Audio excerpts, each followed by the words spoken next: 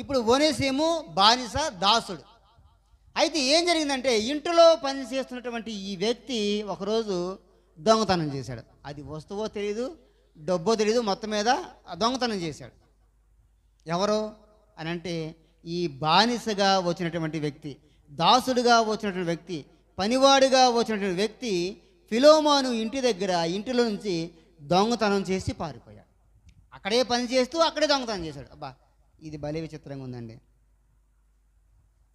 మన పిల్లలు కూడా ఒక్కోసారి మన ఇంట్లో దొంగతనం చేస్తుంటారు. ఏంటంటే ఇది మా అమ్మని గొప్పగా చెప్పుకుంటారు దొంగతనం చేసి కదండి.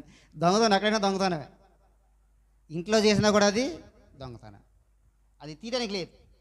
అది మనకు కనపడినా ఇంట్లో ఎవరు చెప్పండి, ఇంట్లో అది మన తల్లిదండ్రులదే కానీ లేకపోతే ఎవరు సంపాదిస్తున్నారో వాళ్ళే కానీ దాన్ని తీసే అర్హత మనకు లేదు. అడిగి తీసుకోవాలి చెప్పండి, అడగకుండా అది మన ఇంట్లో చేసినా కూడా దొంగతనమే.